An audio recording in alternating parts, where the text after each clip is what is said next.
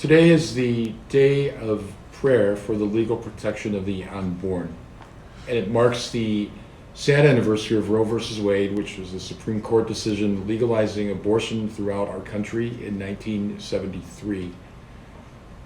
Recently, the United States bishops voted to state that abortion is the preeminent moral issue of our time. Are there other issues? Certainly. But if one does not have the right to life, all the other rights and all the other issues are a moot point. So the church has always stood up for the protection of life from the moment of conception to the moment of natural death.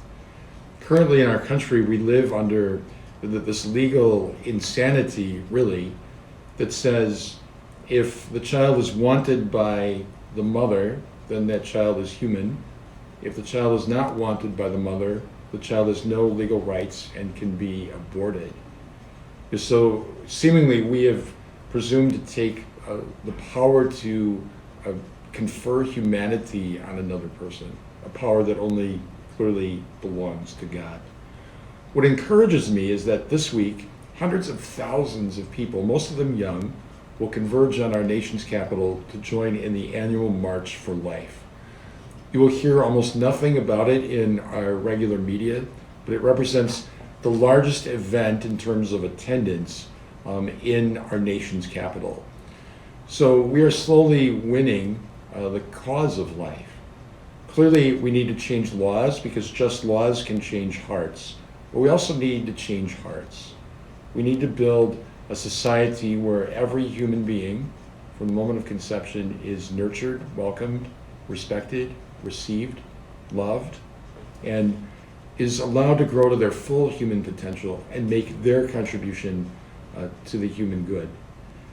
In the book of Deuteronomy, Moses presents the entire law which he received from God to the Jewish people. And at the end of it, when it's all said and done, he says, here it is, folks. You can either choose life or death, the blessing or the curse.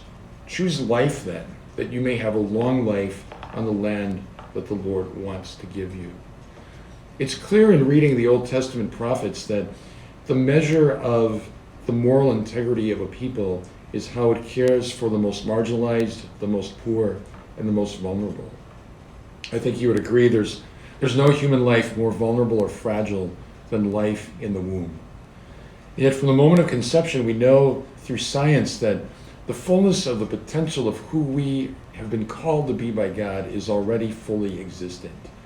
And because of the wonders of modern technology, we know that children in the womb suck their thumb, recognize the voice of their mother, experience pain, experience pleasure, and already develop food preferences. It's only within several weeks of conception that unborn life already has a heartbeat.